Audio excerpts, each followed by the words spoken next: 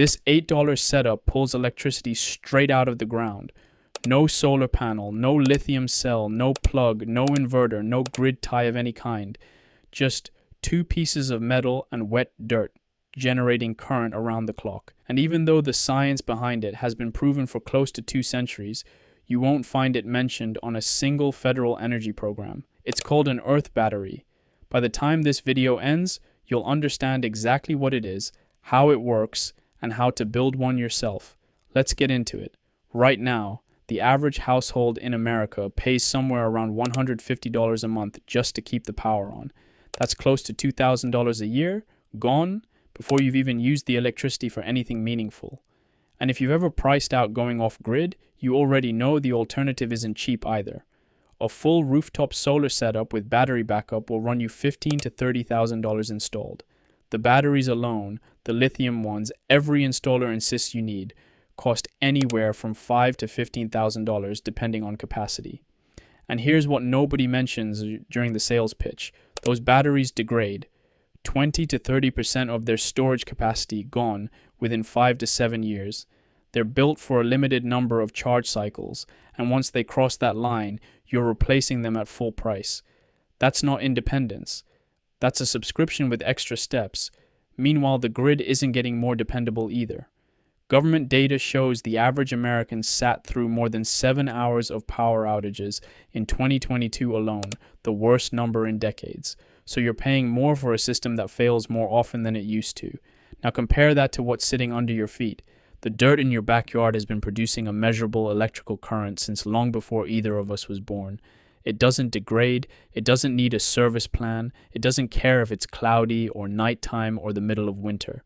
But the real question isn't whether this works. That was settled in 1841. The real question is what happens once you connect 20 of these together and aim that current at something useful. That's the point where this stops being a novelty and starts looking like a problem for an industry worth $400 billion a year. But to understand why, you need to see the mechanism first, because once the physics clicks, you will never look at a patch of wet ground the same way again. An earth battery is what's called a galvanic cell. Sounds complicated. It isn't. If you've ever shoved a penny and a nail into a lemon and watched a tiny light flicker on, you've already built one. The lemon juice acts as an electrolyte, a liquid full of dissolved particles that can carry charge. The two metals are your electrodes, and the voltage comes from the simple fact that one metal gives up electrons more easily than the other. Chemists rank metals on something called the electrochemical series, and Alessandro Volta proved the whole concept back in 1800 by stacking discs of zinc and copper with brine-soaked cloth between them. That stack was the first real battery in human history. Zinc wants to let go of its electrons. Copper wants to hold on to them. Put both into something that conducts ions, and those electrons have exactly one path available through a wire from the zinc to the copper. That flow is your current. Now swap the lemon for wet soil. Soil is loaded with minerals, salts, organic acids, and more bacteria than you'd want to think about. When it's damp, it becomes an electrolyte of its own. Not as strong as battery acid, but it's free, it's everywhere, and it never expires. One copper and zinc cell buried in moist dirt puts out somewhere between half a volt and a full volt, depending on the soil.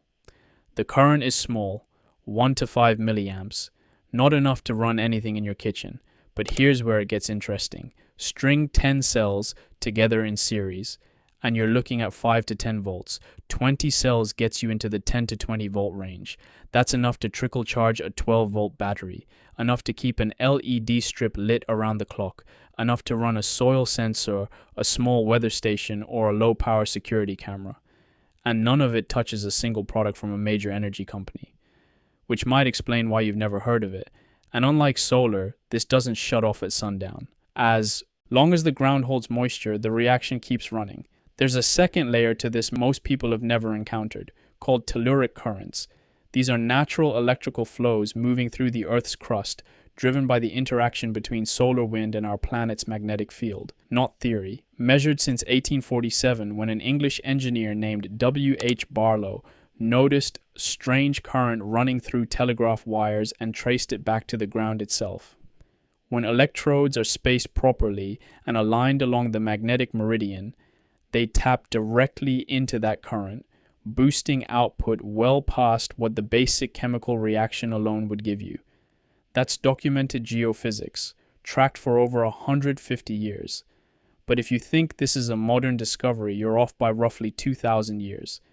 In 1841, a Scottish clockmaker named Alexander Bain buried copper and zinc plates about a meter apart outside his workshop, wired them together, and pulled out roughly 1 volt, continuously, enough to drive the pendulum on the electric clock he'd just patented. A few years earlier in Munich, Carl August von Steinheil had figured out something even bigger, that the Earth itself could act as a return wire for telegraph signals. That single insight cut the copper needed for every telegraph line in half, and by the 1850s, nearly every telegraph network on the planet was quietly using the ground as part of its circuit. The Earth was already wired into the grid, it just never got credited for it, and Bain wasn't remotely first. In 1936, near Baghdad, archaeologists dug up small clay jars dating back roughly 2,000 years, each one holding a copper cylinder wrapped around an iron rod. In 1940, a museum director argued these were early galvanic cells, possibly used for electroplating. Modern replicas filled with vinegar produce close to 1.5 volts each, and in 2005, a television experiment confirmed that 10 of them wired together could plate silver with gold. A civilization 2,000 years ago may have stumbled onto the exact chemistry you can replicate in your yard for $8. Then there's the man history nearly erased. In 1892, an inventor named Nathan Stubblefield drove metal rods into the ground in a small Kentucky town and transmitted clear human speech through the soil itself, no wires, over distances stretching past 1,000 yards. He patented the device in 1898. He demonstrated ship-to-shore wireless communication in 1902.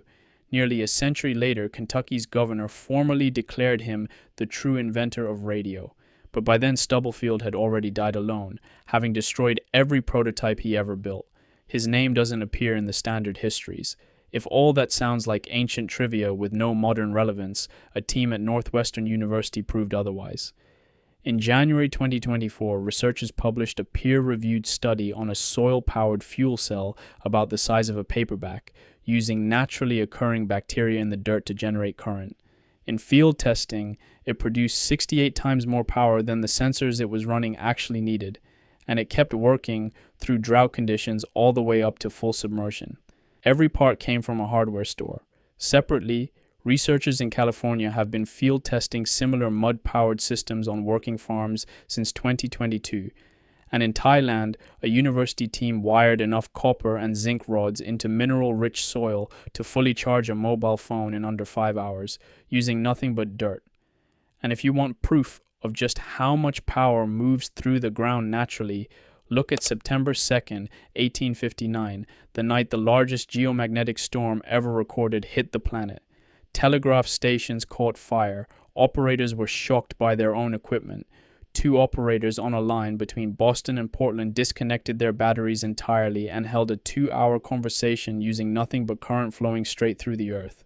So if this predates the light bulb, and a top research university confirmed it works in 2024, why isn't it on a single incentive program in this country? Because the system was never built to make room for something you can construct for $8. There's no earth battery industry, no trade group, no lobbyist showing up to a hearing on its behalf, no safety listing, which means no inspector approves it, no insurance policy covers it, and no lender assigns it any value. Nobody banned it.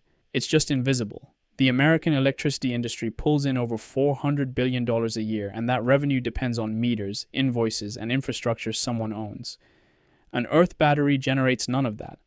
It doesn't fit the financial model, so it doesn't fit the regulatory one either.